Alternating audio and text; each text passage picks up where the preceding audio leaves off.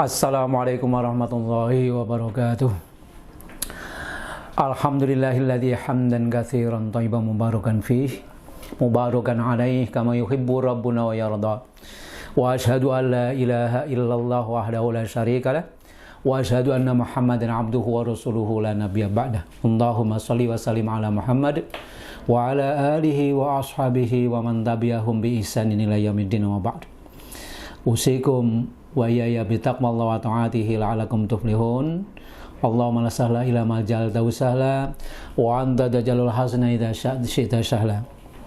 Hadirin permisa rahimakumullah, kita masih berada di bulan Muharram, 4 bulan yang dimuliakan oleh Allah SWT, termasuk masih dalam kondisi momentum perubahan tahun baru Hijriah. Kita tidak asing lagi dengan perubahan tahun di tahun-tahun Hijriah, bermula dari gagasan khalifah yang kedua, yaitu Umar bin Khattab radhiyallahu anhu, yang menggagas, mencetuskan bahwa telah ditetapkan kalender Hijriah atau hitungan waktu-waktu dalam Hijriah. Hal yang cukup penting bahwasanya putaran waktu bagi seorang muslim adalah ada momentum-momentum nilai ibadah. Maka sangat penting bagi seorang muslim mengetahui perubahan-perubahan waktu dalam bulan-bulan Hijriah. Sangat naif, sangat disayangkan kalau seorang muslim tidak mengetahui bulan-bulan dalam Hijriah. Rata-rata di masyarakat kita ini dari TK sampai perguruan tinggi hafal dalam bulan-bulan miladiah. Januari, Februari, sampai Desember hafal. Tapi coba kalau kita tanya, anak tingkat sekolah SMA, bahkan perguruan tinggi kadang-kadang tidak hafal. Sekarang ini bulan apa? Nah, bingung. Tahunya mungkin sekarang ini bulan Agustus. Yang dimaksud adalah ketika ditanyakan bulan-bulan Hijriah, mereka pada lupa. Maka jamaah sekalian, tidak ada ketentuan harus merayakan tahun Hijriah, bulan Hijriah. Tapi hal yang cukup penting adalah momentum dalam putaran Hijriah, karena ada nilai-nilai ibadah. Ada nilai-nilai ibadah. Kita tahu seperti misalnya di bulan Ramadan, maka mengetahui kapan jatuhnya 1 Ramadan untuk mengetahui kapan mulai ibadah di bulan Ramadan. Mengetahui 1 Syawal, bulan Syawal, karena di situ ada momentum Idul Fitri, hari raya Idul Fitri. Kemudian juga di bulan Dzulhijjah ada momentum 10 Dzulhijjah, Yaumul Idul Adha, Yaumul Qurban. Maka mengetahui momentum-momentum waktu-waktu dalam putaran Hijriah adalah penting. Termasuk Rasulullah SAW menganjurkan misalnya ada Yaumul Bid. Ketika Rasulullah SAW menasihat atau menganjurkan pada Abu Dzar, puasalah 3 hari dalam sebulan. Yang dimaksud adalah hari-hari dalam Hijriah, yaitu di tanggal 13, 14, dan 15 dalam setiap bulan Hijriah. Tentu penting mengetahui kapan tanggal 1-nya Hijriah. Oleh sebab itu jamaah sekalian, hal yang cukup penting selain kita mengetahui putaran-putaran waktu dalam bulan Hijriah, hitungan hari-hari dalam Hijriah, ada keutamaan-keutamaan, misalnya hari Senin dan Kamis, ada nyudan puasa, kemudian Yaumul Jum'ah, Sayyidul Ayyam, dan seterusnya. Dalam hal ini penting bagi seorang muslim momentum hijrah.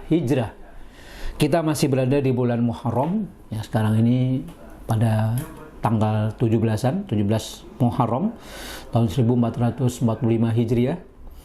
Bahwasanya momentum hal yang cukup penting adalah adanya hijrah. Bahwa penetapan tahun Hijriah atau tanggal Hijriah, kalau kita tarik mundur ke belakang, sejak Rasulullah SAW diangkat menjadi Rasul sudah 1445, sejak Rasulullah SAW menginjakkan kakinya bersama para sahabat di kota Madinah. Tapi sejak Rasulullah SAW diangkat menjadi Rasul, 13 tahun di Mekah, ditambah dengan 1445, berarti sekitar sudah hampir 160 ribu tahun, 160 atau 1460 tahun Hijriah yang lalu. Masa yang cukup panjang. Artinya kaum muslimin telah ditinggalkan oleh jejak Rasulullah SAW, tidak bertemu lagi bagi kita sekalian. Sebagaimana Bani Israel ketika mereka senantiasa dipandu, dikawal oleh nabi-nabi dan rasulnya. Bani Israel di setiap nabinya tidak ada segera Allah utus kembali, tidak ada diutus kembali, tidak diutus kembali. Sampai terakhir adalah yaitu Rasul Nabi Isa alaihissalam. Sampai terputus waktu lama, waktu yang cukup lama antara Nabi Isa sampai munculnya hadirnya Nabi Muhammad SAW. Sekitar 7 abad, hampir 700 tahun baru kehadiran Nabi Muhammad SAW. Waktu yang cukup panjang. Jeda waktu yang cukup panjang menjadikan hati orang-orang di kalangan Bani Israel keras hatinya. Banyak yang membelot, banyak yang tidak konsisten komitmen kepada ajaran Islam. Oleh sebab itu Allah SWT berfirman di dalam surat Al-Hadid pada ayat ke-16, Alam ya'ni lil ladzina amanu an tasha'a qulubuhum li dzikrillah wa ma nazala minal haqq wa la yakunu kal ladzina utul kitaba min qabl fatala 'alaihimul amadu faqasat qulubuhum wa katsirum minhum fasiqun. Belumkah tiba saatnya? Kapan lagi? Apalagi yang ditunggu-tunggu bagi orang beriman untuk sadar kembali, ya, untuk ingat kepada Allah SWT, kembali kepada jalan Allah, kembali komitmen kepada jalan Allah, senantiasa ingat kepada Islam, ya, ajaran Islam, komitmen pada Islam. Antasya qulubuhum, jangan sebagaimana ahli kitab yang cukup panjang ditinggalkan nabinya, kemudian hati mereka menjadi keras. Faqasat qulubuhum wa katsirum minhum fasikun, kebanyakan mereka menjadi fasik. Jamaah sekalian, sunatullah berulang. Kalau kita perhatikan kondisi umat Islam saat ini, mirip-mirip sebagaimana Bani Israel ketika ditinggalkan oleh Nabi dan Rasulnya. Keras hatinya, banyak yang fasik. Apalagi di negeri kita ini, banyak orang-orang yang mengaku dirinya Islam, cukup dengan Islam KTP. Dia menunjukkan, ini KTP saya Islam, tapi tidak komitmen terhadap, ya, ajaran Islam. Apalagi terhadap hukum-hukum, untuk menerapkan hukum-hukum Allah. Sholat saja, hal yang cukup penting, mesti harus diperhatikan hubungannya kepada Allah. Alhamdulillah, banyak yang meninggalkan, ya, mengaku Islam, mengaku Muslim, tetapi tidak melaksanakan sholat. Oleh sebab itu jamaah sekalian, kita penting untuk memahami momentum hijrah ini, bahwa hijrah penting bagi setiap Muslim. Ada kalanya bahwa hijrah ini menempati kondisi wajib, ada kalanya, ya, mustahab atau sunnah. Bahkan ada kalanya hijrah itu tidak penting lagi ketika sudah wilayah atau ini berkenaan dengan tempat dimanapun kita berada, misalnya bisa melaksanakan syariat Islam dengan leluasa, tapi saatnya terhalangi, ya, untuk melaksanakan syariat Allah, perintah Allah, dan harus mencari tempat lain, wilayah lain, maka menjadi wajib harus hijrah di jalan Allah. Allah Subhanahu wa taala merintahkan, innalladzina amanu wa hajaru wa jahadu fi sabilillah ulaika yarjuna rahmatallah wa ulaika humul muflihun wa ulaika yarjuna rahmatallah wallahu ghafurur rahim. Orang-orang yang beriman, berhijrah dan berjihad di jalan Allah, mereka yang mengharapkan akan mendapatkan rahmat Allah SWT, dan Allah Maha Pengampun lagi Maha Penyayang. Surat Al-Baqarah pada ayat 218. Jadi jamaah sekalian, hijrah adalah pindah. Ada dua makna. Pindah dari kebiasaan masa lalu yang kotor, yang rusak, ya, pelanggaran-pelanggaran syariat yang dilarang oleh Allah, untuk pindah kepada ketaatan. Ini sebagaimana yang Rasulullah SAW sebutkan, al-muhajiru man hajara manahallahu anhu. Orang yang hijrah atau muhajir adalah orang yang meninggalkan apa yang dilarang oleh Allah Subhanahu wa taala, menuju taat kepada Allah Subhanahu wa taala. Ini hijrah yang hakiki sebenarnya, walaupun tempatnya mungkin tidak pindah-pindah, ya, tempatnya tidak pindah-pindah, di situ-situ saja, tapi ada sikap perubahan dari yang mungkin kufur menjadi iman, ya, menjadi beriman, dari syirik menjadi bertauhid, ya, dari yang maksiat menjadi taat. Mesti harus ada sikap hijrah. Jadi jamaah sekalian, seorang muslim mesti adanya perubahan-perubahan dari yang negatif menuju positif, ya. Berkenaan dengan waktu dan umur, tentu kita umur semakin berkurang, tapi kualitas mestinya semakin bertambah karena ada sikap hijrah. Kemudian tentang hijrah tempat. Hijrah tempat, dari satu tempat ke tempat lain. Manakala di satu tempat wilayah tidak memungkinkan untuk taat kepada Allah, terhalang, terganggu, maka menjadi wajib untuk mencari tempat yang leluasa. Hindari tempat-tempat wilayah-wilayah yang mengandung maksiat. Termasuk jangan bergaul, berteman dengan orang-orang yang tidak mendukung dalam ibadah, ya. Sebagaimana Rasulullah SAW mengingatkan, al-mar'u ala dini khalilihi falyangdur mayyukhal. Seorang akan tergantung dengan siapa dia berteman, ya. Kalau dia berteman dengan orang baik, akan kena dampak positifnya, akan kena akibat baiknya. Kalau bergaul dengan orang-orang yang jahat, akan kena kecipratan dampak daripada nama buruknya orang-orang yang jahat tersebut. Maka penting hendaklah kita punya sikap mental hijrah, maka akan menjadi muhajir, yaitu orang-orang yang hijrah di jalan Allah SWT. Kemudian jamaah sekalian, tahapan yang berikutnya setelah seorang hijrah, ada sikap hamasah.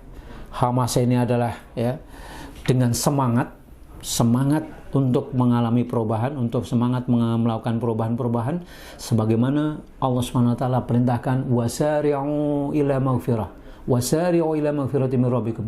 Cepat-cepatlah, segeralah. Wasari'u sama dengan sabiqu, cepat-cepat, semangat.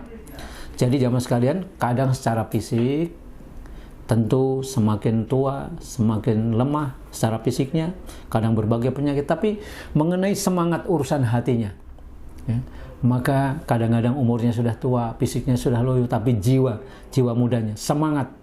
Nah, ketika hati ini dengan semangatnya hamasyah, ya, dengan berusaha semaksimal mungkin untuk menuju ampunan Allah SWT, keridhaan Allah SWT, maka kadang-kadang bisa mengalahkan lemahnya fisik. Kadang-kadang kita yang malu, yang muda ini melihat orang-orang tua yang mungkin dulu ketika muda dia masih sibuk dengan keduniaan, kemudian setelah pensiun mereka rajin ke masjid, semangat. Yang muda-muda kadang-kadang masih ketinggalan, yang masih enak-enak mungkin tongkrongan di pinggir jalan atau mungkin di rumah. Ini jamaah sekalian, hamasah.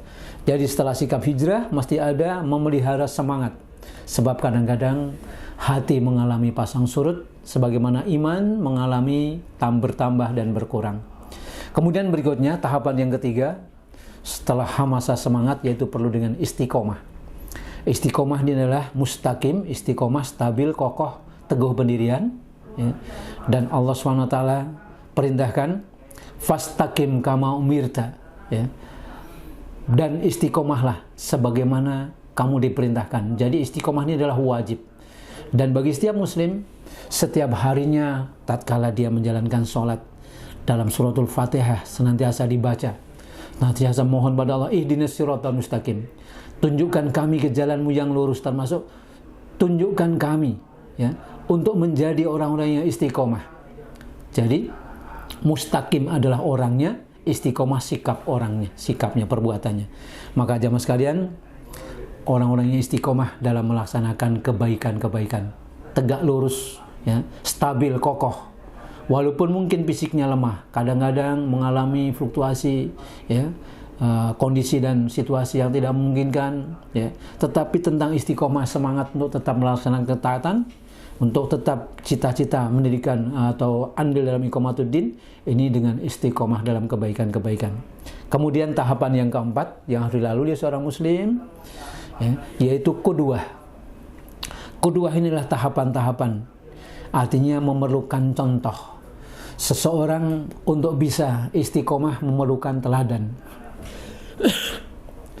Dan para salaf, Rasulullah dan para sahabat, mereka, ya, adalah kehidupannya ada teladan, ada cerminan. Bahkan Rasulullah SAW menjadi teladan bagi yang lain, kadang-kadang tanpa dengan kata-kata, cukup dengan sikapnya saja. Oleh sebab itu Rasulullah SAW menyebutkan, ya, al-muslimu mir'atul muslim.